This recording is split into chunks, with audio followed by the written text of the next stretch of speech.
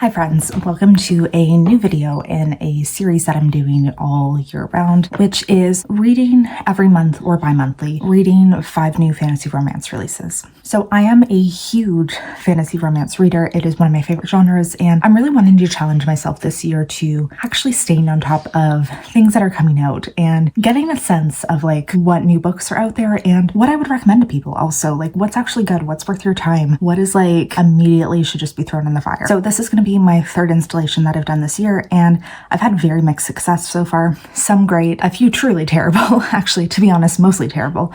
But I will link these other videos below and you can take a look and see like what have I been thinking about fantasy romance this year, because honestly some of it's a little iffy. It feels like you have to really go through a lot of duds to actually find something that's worth your time. So I have 5 books. A lot of them, I know several of them have just come out this month, and there's quite a few new, one of them's a continuation of series, there's a few new authors, and a few things that I am very excited to get to. So let's very quickly talk about the books that I am planning on reading for this video. So first off, I have City of Lies and Legends by Kale Edwards. This is book 3 in a, I don't know, like urban fantasy series. I would say it is incredibly, book 1 especially, is incredibly Crescent City-esque inspired. It is following this city that has humans and all other types of magical creatures, and we're following a human who gets involved in kind of being like, has a target on her back to be kidnapped, and we're following her and the mercenary she falls in love with as they're trying to crack down what's happening. So the series has grown significantly from there, and it will be a little hard to talk about book 3, but overall, like, we can talk a bit about this series in general and where these similarities to Crescent City are versus like what I would recommend. And I'm really excited for this one. I have enjoyed the other 2 installations quite a bit in this, so I am very, very excited to get to this one. Next, I have Avalon City by C.N. Crawford. I think this one just came out a few weeks ago, but this is an author I have read from before and did enjoy, but this one seems, I believe, an assassin school for fae, so could be interesting. It has a few things that I really enjoy. I like magical schools, I like assassins, and there's a few things in there that could potentially be interesting for me. A Game Cursed and Deadly is I believe it's about somebody who makes a bargain with, I'm not sure if he's a fae, a devil, some kind of magical creature, but basically if she does not complete this task he sets out for her, she will die. I'm unsure what the deal is, like if she actually does complete this task, but I know it's like a deadly game that if she fails this task, she dies. Twilight of Embers by Tessa Hale is one that I've seen quite a few people talk about recently. It is a dragon shifter why choose romance. So I believe it is a young college student and 4 or 5 dragon shifters. She is a human and gets like brought into the shifter world and brought into this like pack of people she's in a romance with. Don't know much else besides that, aside from those like few key points, but a lot of the people I follow say that they really, really enjoyed this one. And I think it just came out last month, so let's get to it. And the last one is Lore of the Wilds, which is a human and it seems like by the cover 2 fae romance. So it's like a love triangle between a human and 2 faes. And I believe that she is brought into a fae library because it's cursed against fae and only humans can access it. So she is brought in to like go through magical texts. It sounds interesting. Like I like, you know, fae romances and fae love triangles. Those are always interesting. So those are the 5 books that I'll be reading in this video. I'm really excited about all of them actually. Like I have a really good feeling that some of these could be really, really good. For the most part, new authors through to me, which is always exciting to try some new stuff out, but I have a good feeling that this one would be great. And yeah, let's dive in. Let's start reading these books. Hi, so I've started reading Twilight of Embers by Tessa Hale. I'm enjoying this one.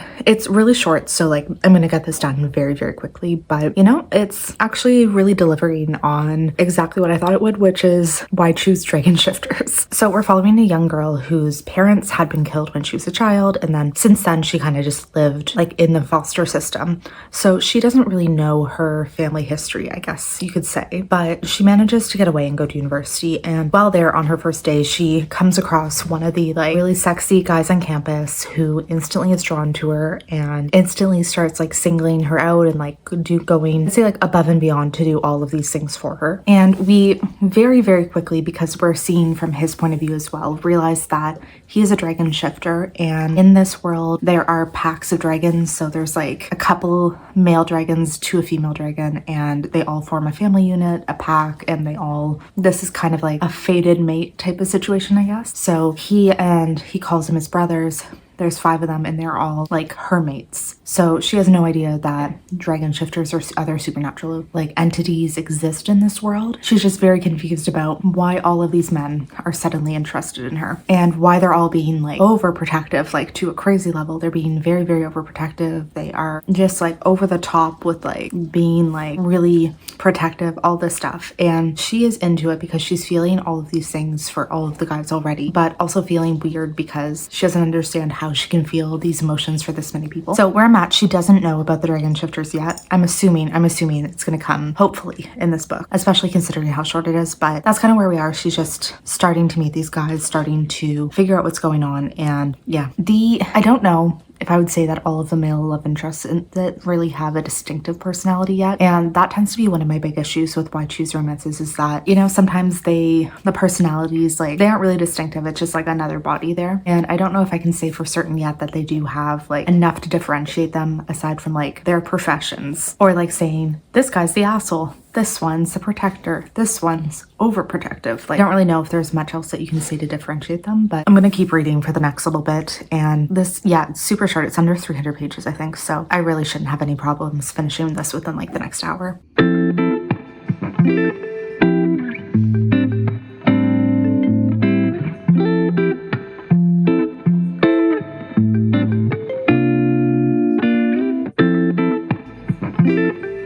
Okay, we are in like 90% the same position that I was, I think. So I have been reading and I do have a lot more updates.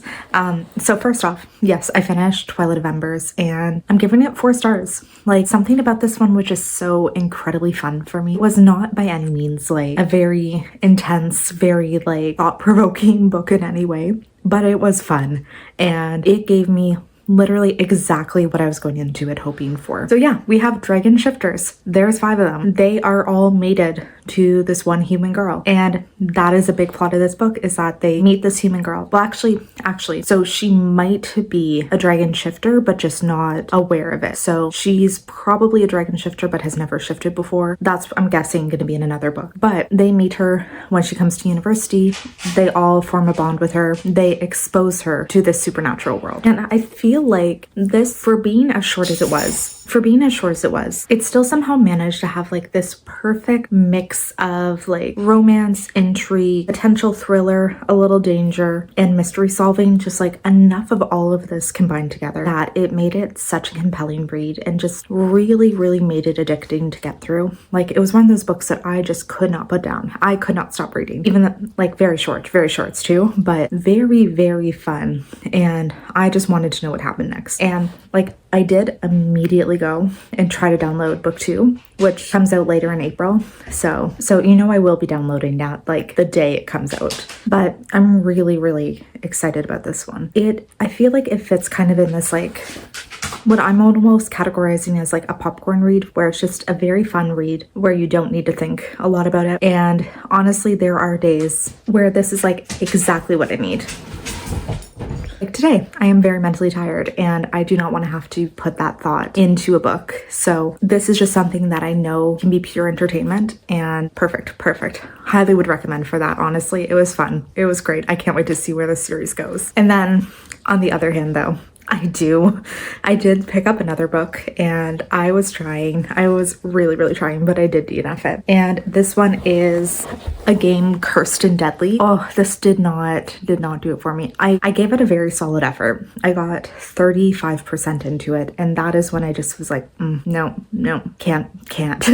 So we're following a young girl who returns to her hometown after her grandmother dies. And this mysterious person, some kind of supernatural person who has this curse on him where he needs to enlist humans to like complete this puzzle, figure out this puzzle. And if someone does, his curse will be broken. But apparently it's been going on for hundreds of years, where he finds someone like every year to try and break it. every one of them is given like a month or two, and basically they are entered into this commitment where they have 2 months to complete it or they die. And I can't remember I think I missed the part of like what they would win if they actually like achieved completing this. I don't know why anybody would enter it. There had to have been something of like, if they complete it, they get their wildest dream or something, but I missed that. And yeah, I didn't like it. I really was not vibing with it at all. Like this whole mystery thing, so uninteresting. This puzzle thing, so uninteresting. And it really weirdly started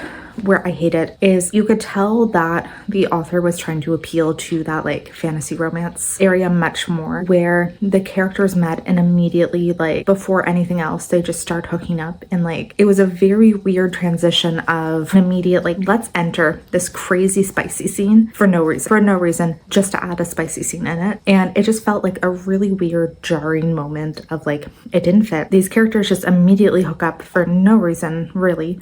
Like I didn't get any build up to it. It just felt like very much like the author just wanted a spicy scene, and it just did not work for me. Like I'm not really one for like having the spice all the way through the book. I like to have some kind of build up. I like something else instead of just like we're so intensely drawn to each other that we can't say no even though I know you're a terrible person or something. Like that didn't really work for me. So yeah, I decided to DNF it. Unfortunate. And yeah, I can also say the writing wasn't really that great. It was just something about it felt very off. Like I don't know if it was the pacing, the storytelling aspect, just something about it was off and I was not into it. So unfortunately one DNF'd, but we are 2 books down, so we have some progress. And I am happy at least that one of the books was a 4-star. And you know, we're really keeping on theme here because every installation I do of this, I have at least 1 DNF. So we're keeping in line, I guess.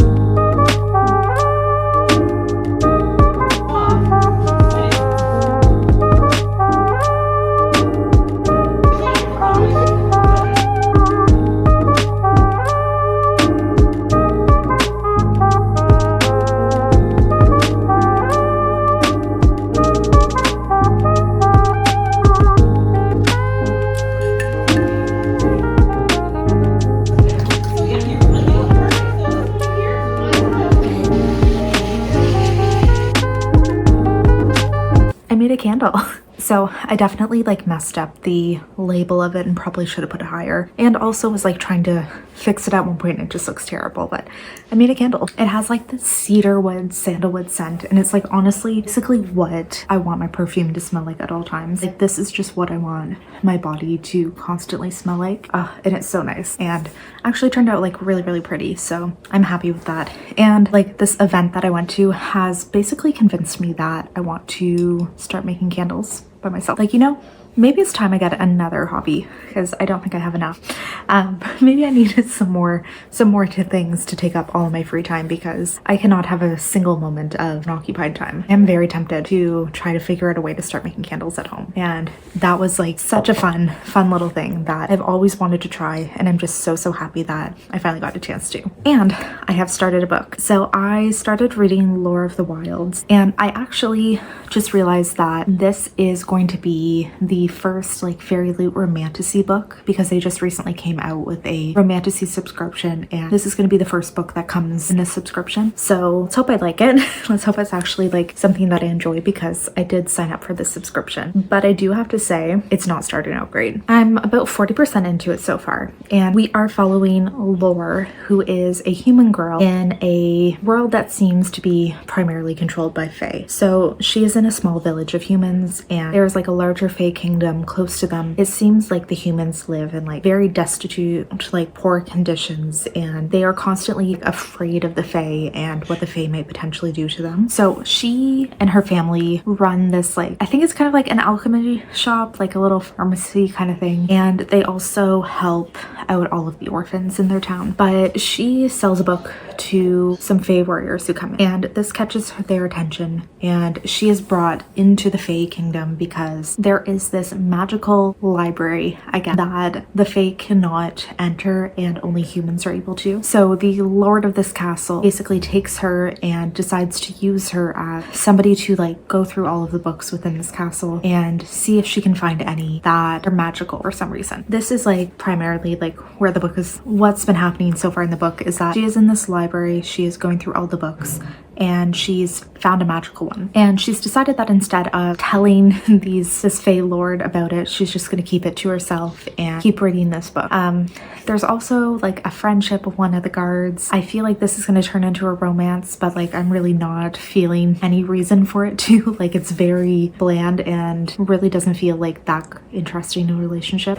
And just something about this one is like severely lacking. I think like I really am not enjoying Laura as a character. I'm really not enjoying the writing, and it just feels very weirdly written. Like things do not feel clear in what's happening, and it also unfortunately just feels wildly uninteresting so far. Like I don't know, yeah, I just am not feeling this book so far. Just something about it feels incredibly mid, incredibly like uninteresting, incredibly like there's just something significantly missing for me. And it's like this relationship between the guard is supposedly this huge thing, and like she is finding him to be like her new best friend, or like you can tell there's going to be some kind of love interest there. It doesn't feel like it's coming for any reason.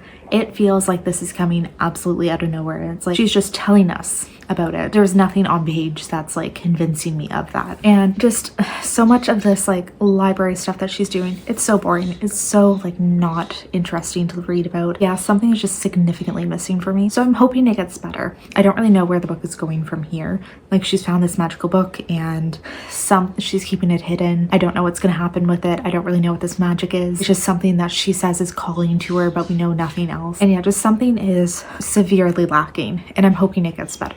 I am gonna get a copy of this in the mail, so I am really hoping that it changes for me. And I mean, maybe at least the edition will be pretty. We can also hope that, but so far something is missing.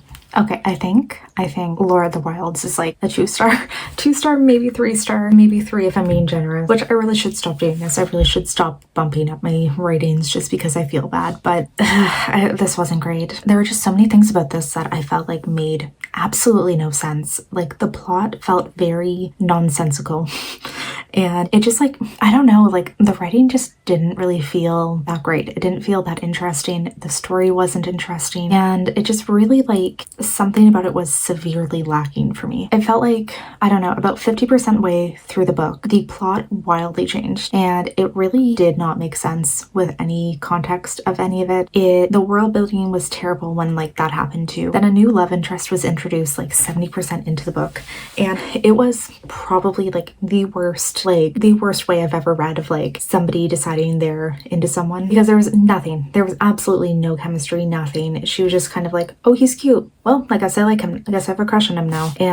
Or I guess like he's somebody that I'm gonna be into, and like he's my love now, blah, blah, blah. I don't know. It was so bad. It really, really like just was not in any way well written, I feel like, and I just felt like the plot was so nonsensical. When I say it's like nonsensical, I mean kind of like I felt like this book just couldn't decide what it wanted to be. Like the author decided she wanted a love triangle, and she decided to find a way to make that work. That made no sense. It was just like, I'm gonna pop this other guy in because, you know, let's add a little love interest. We want to add a little action, so we're just gonna add random bandits. We're gonna have this random thing happen. Like makes no sense, but like let's throw it in. Yeah, and I guess just my biggest problem was like I feel like the logic, it didn't exist. There was no like path of logic for what was happening, and I don't know.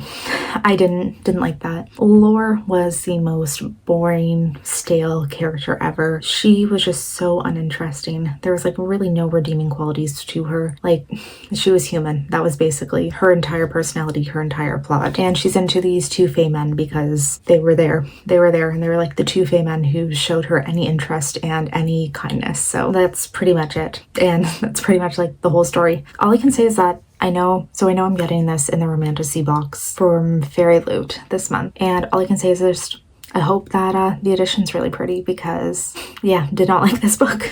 So yeah, definitely a little disappointed in this.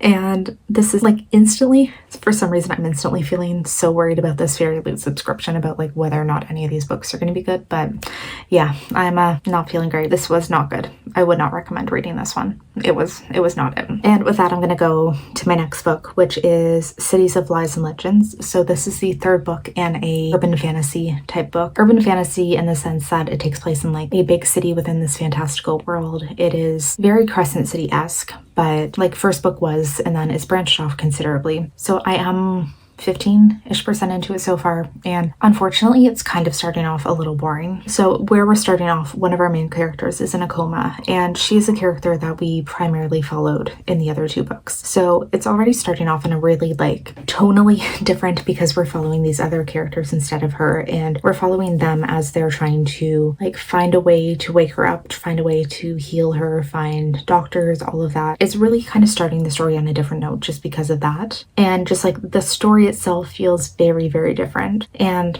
I really don't, I'm hoping not that this entire book is not going to be like them trying to heal her. I'm hoping that there'll be a bigger, higher arching plot. But to be honest, I can't remember from the second book, like if the main conflict was actually resolved in that one, or if it's just something that was like sort of solved and will be continued on in this one. But so far it's very, very just focused on them finding a healing, like way to heal her. There have been like few new characters introduced too though, so that one, I don't know, it always feels weird to me when new characters in a new plot, like an entire new plot line of these new characters is introduced in the third book of a series, like especially because it is a trilogy. So that always feels like the author just didn't have enough to do, or enough to really like fill up a whole third book, because it does seem like it's going to be like there's this new character, this other random character, they're off on an adventure, and it kind of feels like they're off on their own side adventure from the main plot, and something about that like feels like she just didn't have enough to fill an entire book with this main plot and like threw in this other side adventure. So I'm hoping it like kind of ties into the main thing, or that it's actually relevant to what's going on. But just, I don't know, like tonally it is starting off a little different, and it's not feeling quite the same as the other books, if that makes sense. So we'll see if that resolves. I hope it does, but yeah, we'll see.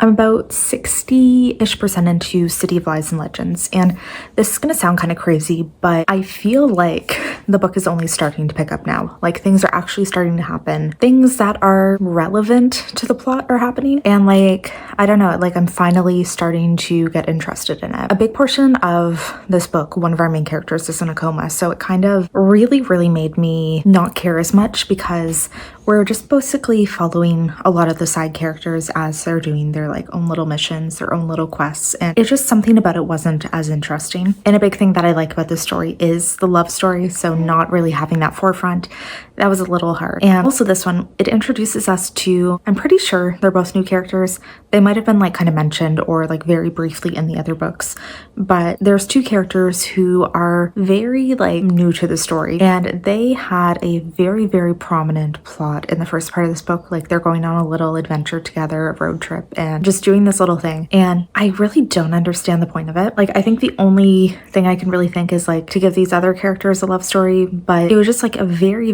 random little adventure that made no sense. I do not understand the point of it, and it just like that all could have been cut out and made this book so much shorter, because it's an 800-page book. It doesn't feel like it needs to be. Like, it feels like there's so little happening. Definitely, I don't know if I'd say that I'm enjoying this one right now. Like, I've really liked the series up to this point, but this one is just like really falling off, and I'm definitely kind of losing interest.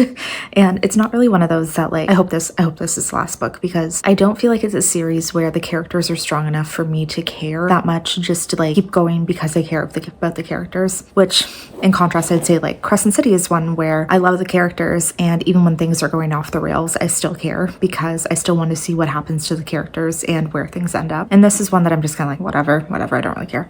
But I'm gonna finish it. Definitely gonna finish it, because you know, we've gotten this far already, and yeah, hopefully it picks up from here.